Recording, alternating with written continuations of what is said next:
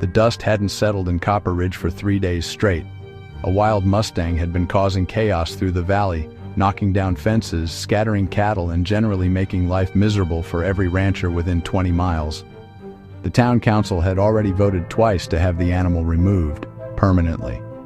Clint Westwood stood at the edge of his property, squinting against the morning sun as he watched the dark silhouette of the horse racing across the distant hills. While everyone else saw a problem that needed eliminating, Clint saw something different. He saw fear, wildness, and a spirit that refused to be broken. He'd spent enough time in this world to recognize a kindred soul when he saw one. "You're not seriously thinking what I think you're thinking," Martha Jenkins said from behind him. That horse hasn't done anything wrong, Martha. It's just scared and doesn't know where it belongs anymore. "Clint, that animal is dangerous. Sheriff Davis said if someone doesn't handle it by the end of the week, he'll bring in professionals." By Thursday, Clint had made his decision. He loaded his truck with rope, blankets, and enough supplies for a week in the backcountry. He didn't tell anyone where he was going. The last thing he needed was a crowd or well-meaning interference. This was between him and the Mustang. It took him 2 days to track the horse. 2 days of following hoof prints through rocky terrain, sleeping under stars that seemed closer than they had in years, and moving slow enough that the wild creature might not bolt at first sight. When he finally found the Mustang in a small canyon, penned in by steep walls on 3 sides, Clint understood immediately why the horse had been so desperate. The animal was magnificent, a coal-black stallion with a white blaze running down its face like lightning frozen in time, but its left rear leg was caught in old barbed wire, probably from a fence torn down years ago. The wound was infected, swollen, and the horse was weakening by the day. It had been running from pain, not causing it. Easy now. Nobody's going to hurt you anymore. It took hours of patience. Every time he stepped closer, the stallion jerked back, snorting and kicking up dust. Clint spoke softly the whole time, not in words meant to command, but to reassure. By sunset, he was close enough to cut the wire. The horse collapsed the moment it was free, sides heaving, eyes rolling with exhaustion. Clint stayed there all night, tending the wound with what little he had. He cleaned it, wrapped it, and made a small fire to keep the chill away.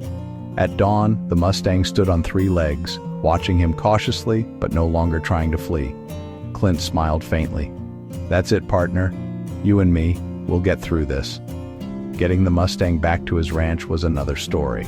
It took 3 more days, a lot of coaxing, and more patience than most men would have bothered with.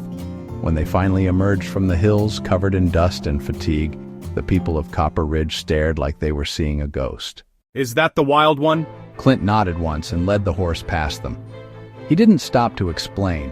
He just opened the gate to his corral, let the Mustang in, and quietly went about feeding it as if this were the most ordinary thing in the world.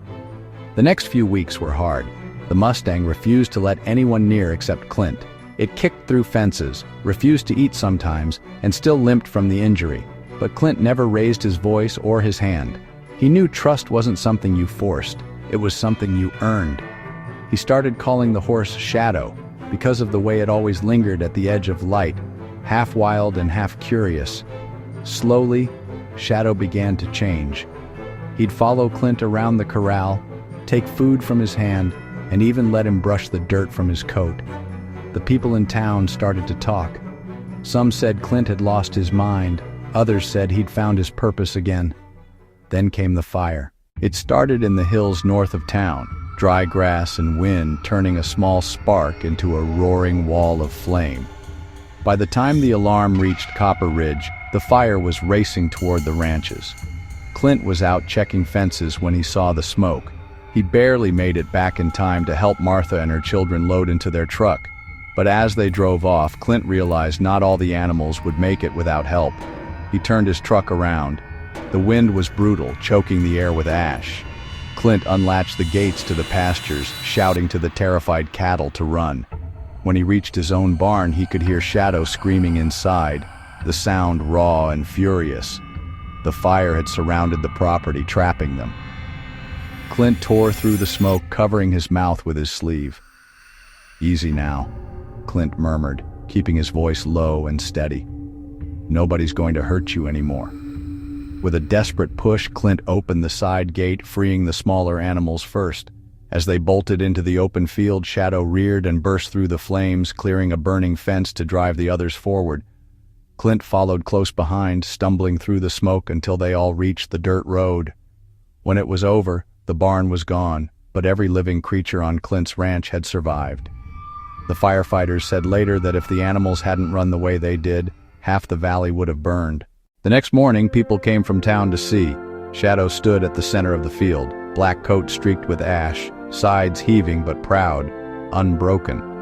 The same people who once wanted him gone now stood in awe. He saved them, Clint. He saved them all. Guess he just needed someone to believe in him first. From that day on, no one in Copper Ridge called the Mustang wild again.